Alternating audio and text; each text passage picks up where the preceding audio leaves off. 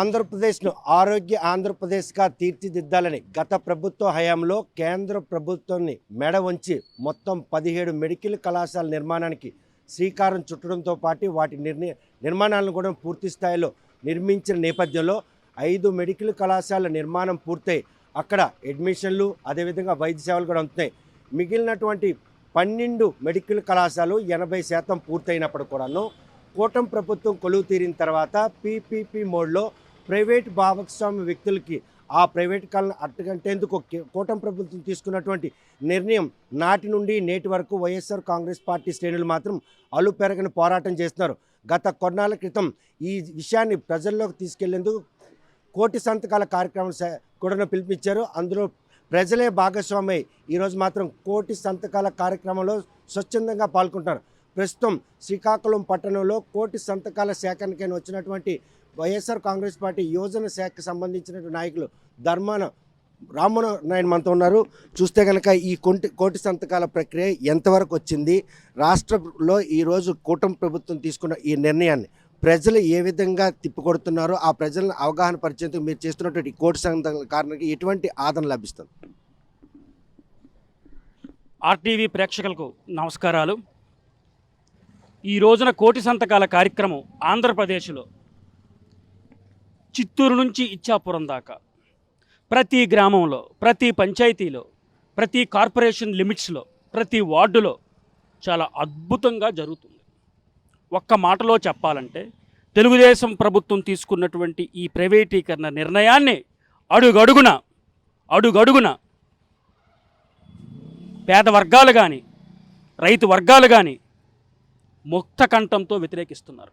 తెలుగుదేశం పార్టీతో పాటు అటు డబుల్ ఇంజిన్ సర్కార్ నేపథ్యంలో కేంద్ర బీజేపీ ఉంది, జనసేన ఉంది. ఆరోగ్య ఆంధ్రప్రదేశ్గా తీర్చిదిద్దాం అన్నటువంటి ఈ ముసుగులో ఈ ప్రైవేటీకరణ వెనుక ఎవరు లాభపడతారనే విషయాన్ని ప్రజలకు ఇంజెక్ట్ చేస్తారు.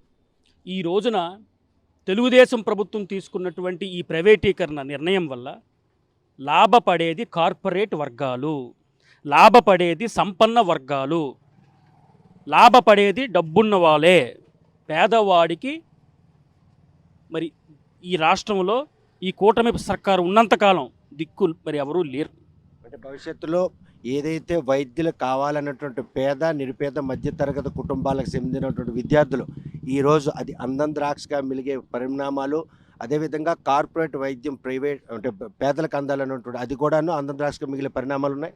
ఈరోజు జగన్మోహన్ రెడ్డి గారు చాలా పెద్ద మనసుతో 2019 నుంచి 2024 వరకు వైసీపీ ప్రభుత్వం అధికారంలో ఉన్నప్పుడు, ఆయన ముఖ్యమంత్రిగా ఉన్నప్పుడు చాలా పెద్ద మనసుతో పేద విద్యార్థుల తాలూకా బాధను గమనించి, ముఖ్యంగా మెడికల్ సీటు చదవాలనుకున్న వాళ్ళు విద్యార్థుల తాలూకా పేద విద్యార్థుల తాలూకా బాధను అతను అర్థం చేసుకొని 17 మెడికల్ కాలేజీలకి శ్రీకారం చుట్టారు.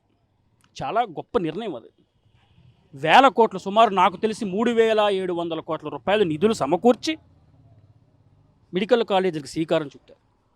ఇంత చేస్తే ఈ తెలుగుదేశం ప్రభుత్వం వచ్చిన తర్వాత వాటన్నిటినీ ప్రైవేటీకరణ చేసేసింది. ఇప్పుడు మీ అందరికీ ఒక్క విషయం, ఇప్పుడు మీరే ఒక్కసారి ఈ ఇంటర్వ్యూ అయిపోయిన తర్వాత మీరు ఒక్కసారి మన శ్రీకాకుళంలోనే జెమ్స్ మెడికల్ కాలేజ్ ఉంది, ఒకసారి మీరు జెమ్స్ మెడికల్ కాలేజ్కి వెళ్ళి అయ్యా ఒక మెడికల్ సీట్ ఎంత అని ఒకసారి మీరు అడగండి. 1,50,00,000 రూపాయలు ఉంది ఒక మెడికల్ సీటు. పేదవాడికి సాధ్యమైంది? 1,50,00,000 కట్టి అసలు పేదవాడు చదవగలడా? ఏవి తెలియకుండానే ఈరోజు ప్రైవేట్ భాగస్వామ్యాన్ని మెడికల్ కాలేజీలకు ఆహ్వానిస్తున్నారా కూటమి ప్రభుత్వం? వాళ్ళకి ఇప్పుడున్న ఈ తెలుగుదేశం ప్రభుత్వానికి పేదల బాధలు కానీ, పేదల కష్టాలు కానీ, ఇచ్చిన హామీలు నిలబెట్టుకోవడం కానీ అలా అన్నీ మర్చిపోయారు. ఎందుకంటే అధికారంలోకి వచ్చేసారు, ముగ్గురు కలిపి అధికారంలోకి వచ్చేసారు. ప్రజలకు ఇష్టం వచ్చిన హామీలు ఇచ్చేసి, ఇష్టం వచ్చిన వాగ్దానాలు చెప్పేసి, ఉన్నవి లేనివి నమ్మించి జగన్మోహన్ రెడ్డి గారి మీద అవాక్కులు చవాక్కులు చెప్పి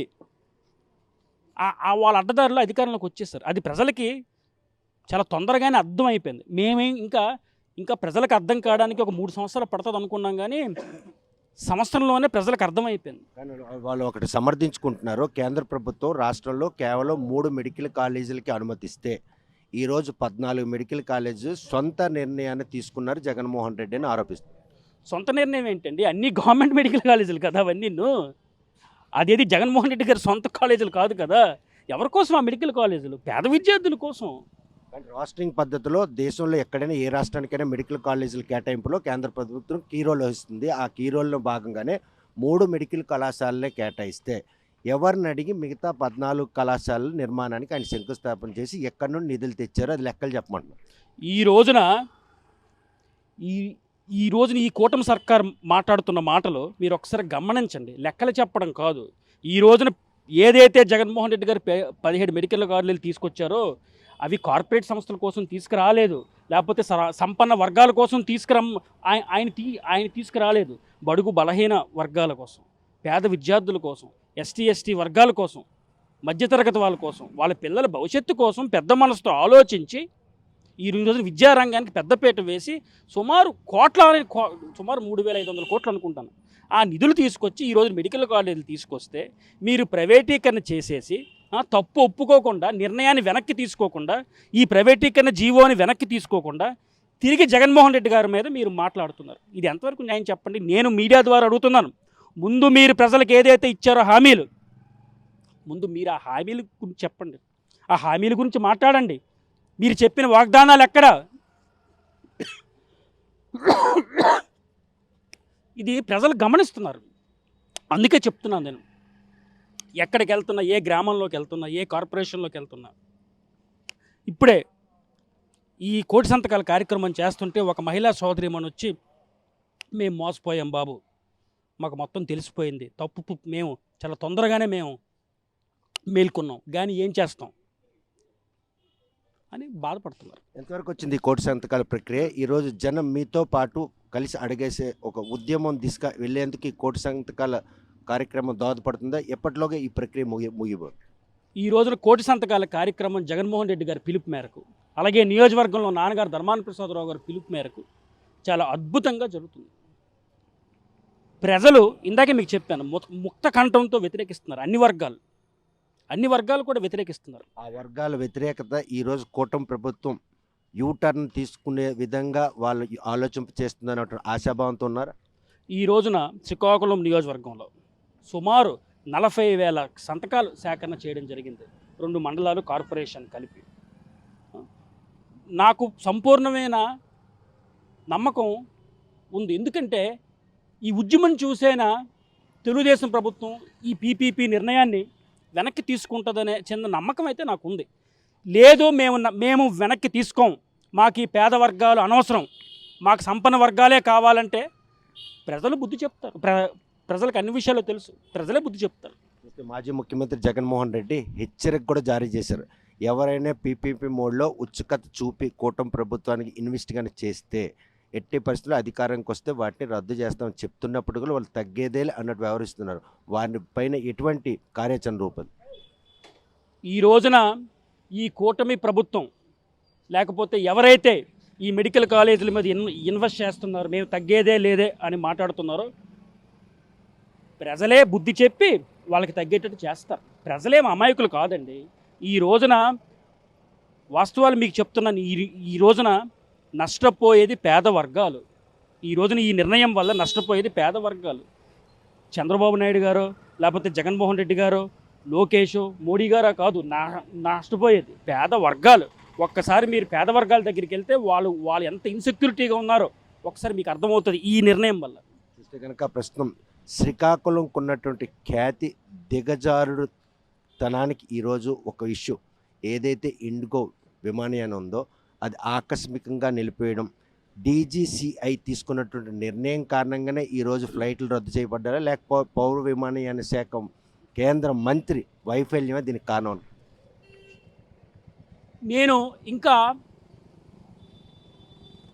నేను కూడా ఒక బాధ్యత ఉన్నాను. ఎందుకంటే నేను ఇండిగో ఫ్లైట్కి రావాలి. యాక్చువల్గా మొన్న శనివారమే ఫ్లైట్ క్యాన్సిల్ అయిపోయింది. నాకు కూడా విషయం తెలియలేదు. బ్యాగేజ్ మొత్తం కూడా నేను బుక్ చేయడం జరిగింది ఇండిగోకి. హైదరాబాద్ నుంచి వైజాగ్ ఫ్లైట్ అనమాట. ఇండిగో ఎయిర్లైన్సే 1:40కి బయలుదేరాల్సిన ఫ్లైట్ 3 గంటలకు అన్నారు. 3 గంటలకు అన్నారని చెప్పి అలా వెయిట్ చేశాను. మళ్ళీ 3 గంటల నుంచి 5 గంటలు అన్నారు. సరే ఏం చేస్తాం, వెయిట్ చేశాం. మళ్ళీ 5 గంటల నుంచి 7 గంటలకు అన్నారు. నాకు అప్పుడు అర్థమైంది. అప్పుడు అందరికీ ఏంటి అసలు ఏం జరుగుతుంది అనేది మేము మొత్తం ఎంక్వైరీ చేస్తే అంతా ఎయిర్పోర్ట్లోనే. సమాధానం చెప్పినోడు లేడు, విషయం చెప్పినోడు లేడు. సరే నా పరిస్థితి పక్కన పెట్టండి, చిన్న చిన్న పిల్లలతోనే వచ్చిన కుటుంబాలు, ముఖ్యంగా వృద్ధులు. ఇంకొక ఆశ్చర్యకరమైన విషయం ఏంటంటే 2-3 కుటుంబాలు నా పక్కనే కూర్చొని వాళ్ళ రోదన వింటే నాకు చాలా బాధేసింది. వాళ్ళ తండ్రి తాలూకా క్రిమేషన్కి అటెండ్ అవ్వాలి. ఇలాంటి ఎంతోమంది ప్రయాణికులు ఎన్నో ఇబ్బందులు పడి ఈ రోజున ఈ ఇబ్బందికి కారణమైనటువంటి కేంద్ర ప్రభుత్వం సమాధానం చెప్పాలండి. ఇది కేంద్ర ప్రభుత్వమే సమాధానం చెప్పాలి. ఇక మరి తెలుగుదేశం ప్రభుత్వం గురించి కొత్తగా చెప్పక్కర్లేదు. వాళ్ళు మీడియా మేనేజ్మెంట్ చేసి ఈ సమస్యను కూడా మేమే పరిష్కరిస్తామని బయటికి మాటలన్నీ చెప్పి అంత ప్లాన్ చేసుకొని మళ్ళీ ఏం జరిగిందో మీరు చూసారు మీడియాలో. వాళ్ళంతా ఫూల్స్ అయిపోయారు. ఎందుకే దొంగ ప్రచారాలు? మీకు ఏది చేత కాదు, ఏది మీరు అన్ఫిట్. మీరు అసలు నాకు ఇప్పటికీ అసలు నేను మరి గ్రామాల్లో కానీ వార్డులో కానీ వెళ్తుంటే ప్రజలు మేము మీకు ఓట్లు వేసామండి, మరి ఎందుకు గెలలేదో మాకు అర్థం కావట్లేదు ప్రజలు అంటున్నారు. అంటే ఏ ఇష్యూ తీసుకున్నా వాళ్ళు ఫెయిల్. ఎంతసేపు ప్రచార మాధ్యమాల ద్వారా లబ్ధి పొందుదామనే తప్ప గ్రౌండ్ లెవెల్ రియాలిటీ కానీ గ్రౌండ్ లెవెల్లో ఉన్నటువంటి రియాలిటీని పరిష్కరించాలని కానీ ఏది కూడా ఈ సర్కారుకి లేదు. ఇండిగో సంక్షోభంకి వెళ్ళడానికి కేంద్ర ప్రభుత్వం తీసుకున్న నిర్ణయాల కారణమా, లేకపోతే ఆ మంత్రిత్వ శాఖ తాలూగా అలసత్వం కారణంగా భావిస్తున్నారు? 7 రోజులు కావస్తోంది, ఇప్పటికీ ఫ్లైట్ల రద్దు ప్రక్రియ కొనసాగుతుంది, ప్రయాణికులు ఈతలు పడుతూనే ఉన్నారు. సమస్య పరిష్కారం దిశగా కనీసం ప్రయత్నాలు చేయకుండా ఈరోజు మాత్రం పొంతనలేని సమాధానాలతో కాలయాపన చేస్తుంది. 100% దీనికి బాధ్యత వహించాలండి. ఎవరైతే ఉన్నారో వాళ్ళు బాధ్యత వహించాలి. మనం తప్పించుకుంటామంటే అవ్వదు. మనం తప్పించుకుంటాము, ఫోన్ ఆపేస్తాము అంటే అవ్వదు. ఎందుకంటే ఇట్స్ ఏ నేషనల్ ఇష్యూ అయిపోయింది. అది నేనే ఒక బాధ్యతని చెప్తున్నాను కదా. నా లగేజు శనివారం నేను రావాల్సిన నా లగేజు నిన్న సాయంత్రం వచ్చింది. అంటే ఆల్మోస్ట్ 5 రోజుల్లో ఎయిర్పోర్ట్లో ఉండిపోయింది. అడిగితే దిక్కు లేదు, సమాధానం చెప్పే దిక్కు లేదు. కొన్ని వేరే ఫ్లైట్కి వెళ్దామంటే ఈ ఇండిగో సంక్షోభం వల్ల మిగతా ఫ్లైట్ రేట్లు భయంకరంగా పెంచారు. ఒక మాట చెప్పాలంటే హైదరాబాద్ టు వైజాగ్ ఓన్లీ ఈ సంక్షోభం వచ్చిన తర్వాత 30,000 టికెట్. అంటే డెఫినెట్గా బాధ్యత వహించాలి. మనం తప్పించుకుంటామంటే అవ్వదు. శ్రీకాకుళం పరువు పోయింది అంటే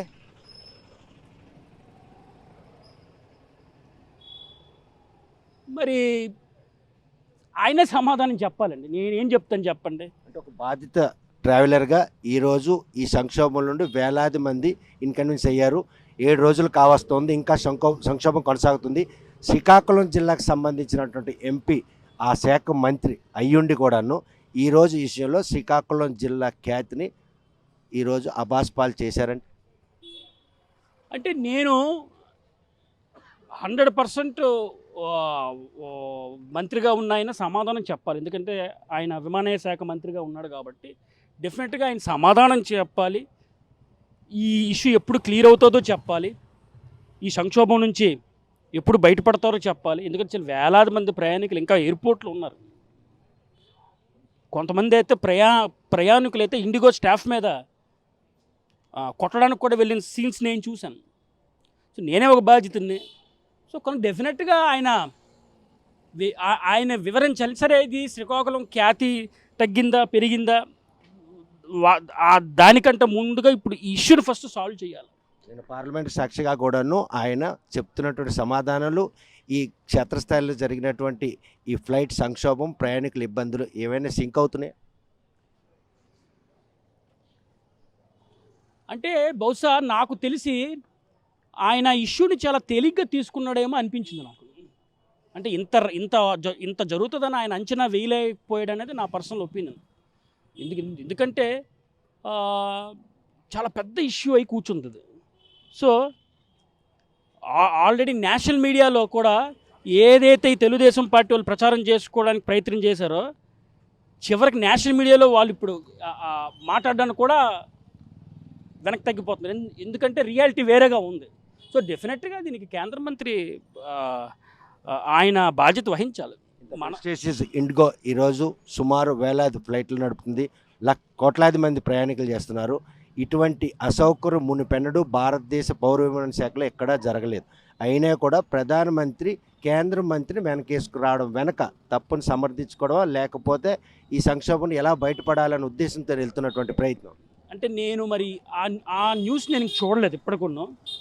ప్రధానమంత్రి గారు వెనకేసుకొచ్చారా అంటే మరి ప్రధానమంత్రి సాక్షాత్ ప్రధానమంత్రి సమాధానం చెప్పాలి.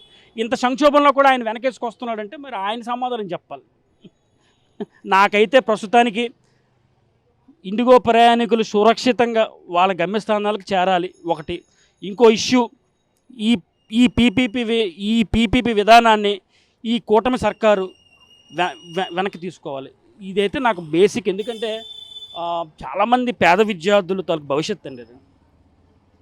చాలామంది పేద విద్యార్థుల తాలూకు భవిష్యత్తు వాళ్ళు పొట్ట కొట్టడం అయితే ఈ తెలుగుదేశం పార్టీకి అది మంచిది కాదు. ప్రస్తుతం మాత్రం ఏదైతే పీపీపీ మోడ్లో మెడికల్ కళాశాలను ప్రైవేటీకరణ చేయాలన్నటువంటి కూటమి ప్రభుత్వ నిర్ణయం మాత్రం తక్షణమే వెనక్కి తీసుకోవాలి.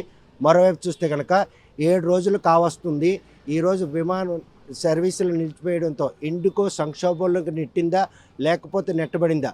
కేంద్ర పౌర విమానయాన శాఖ మంత్రి పొంతనలేని సమాధానాలు చెప్పడం. ఈ పరిణామాలన్నీ ఒక ప్రయాణికుడిగా ఈరోజు 5 రోజుల పాటు విమానంలో ప్రయాణం చేసిన తను మాత్రం వచ్చే పరిస్థితి లేదు. అంటే కేంద్ర ప్రభుత్వం పౌర విమానయాన శాఖలో ఇండిగో సంస్థలను పూర్తిగా నిర్వీర్యం చేసే ప్రయత్నం మాత్రం ఈరోజు బాధాకరం. ఎవరైతే ఫ్లైట్లో ప్రయాణం చేయాలనుకున్న వారందరూ కూడాను సురక్షితంగా వారి సొంత ఊళ్ళకి చేర్చేందుకు మాత్రం ప్రత్యామ్నాయ చర్యలు చేపట్టి తానే ఒక బాధితునని కూడా ఆయన ఆవేదన వ్యక్తం చేస్తున్నారు. కేంద్ర ప్రభుత్వం కేంద్ర పౌర విమానయాన శాఖ మంత్రిని వెనకేసుకుని రావడం వెనక ప్రధానమంత్రికి ఉన్నటువంటి ఇంట్రెస్ట్ ఏంటి? ఇంతమంది లక్షలాది మంది ప్రయాణికులు ఇబ్బందులు పడుతుంటే ప్రత్యామ్నాయ చర్యలు చేపట్టకుండా ఈరోజు చోద్యం చేస్తున్న వారందరూ వైఖరిని మాత్రం ప్రజలు పూర్తిగా విమర్శిస్తున్నారు. ఇటువంటి పరిణామాలను చోటు చేసుకున్న నేపథ్యంలో మెడికల్ కాలేజీల్లో ప్రైవేటు భాగస్వామ్యాన్ని మాత్రం తీవ్రంగా నిలుస్తున్నాం. 1,000,000 సంతకాల కార్యక్రమానికి పెద్ద మొత్తంలో ప్రజలే స్వయంగా హాజరై ఈరోజు ఈ ఏదైతే కూటమి నిర్ణయాన్ని మాత్రం యూటర్న్ తీసుకోకపోతే భవిష్యత్తులో మాత్రం మెడికల్ కళాశాలలో చదువుకున్న పేద విద్యార్థుల ఆశలు అడియాసలు అవుతాయి. అంటే కార్పొరేషన్ వైద్యం రోగులకు అందే పరిస్థితి లేనటువంటి ఈ తరుణంలో మాత్రం ఎట్టి పరిస్థితుల్లో కూడా ఈ ప్రైవేటీకరణ ఉద్యమాన్ని మాత్రం ఈరోజు ప్రజల్లో తీసుకెళ్తున్న తమ ప్రయత్నాన్ని ప్రజలు కూడా ఓన్ అవుతున్నారు. కాబట్టే ఈరోజు మాత్రం సక్సెస్ అవుతుంది. త్వరలోనే 1,000,000 సంతకాల కార్యక్రమాన్ని పూర్తి చేసి రాష్ట్రంలో ప్రైవేటీకరణ దిశగా అడుగులేస్తున్న కూటమి పాలన మాత్రం ఎట్టి పరిస్థితులు చెక్ పెడతామని ఆయన మాత్రం దృఢ నిశ్చయంతో ఉన్నారు. ఈ విషయం మరి ప్రజలు ఆయనకి ఏ మేరకు అండగా నిలుస్తారని వేచి చూడాల్సింది. వీడియో జర్నలిస్ట్ రామకృష్ణతో సత్యం, RTV శ్రీకాకుళం. చరిత్ర సృష్టించినోడు ఇప్పుడు ఆ చరిత్రని తిరగరాయబోతున్నాడు. అబద్ధాల గోడల్ని బద్దలు కొట్టి నిజాలను రాగా మీ ముందుంచబోతున్నాడు. నిజమైన వార్తల కోసం వెంటనే డౌన్లోడ్ చేసుకోండి రా యాప్ని.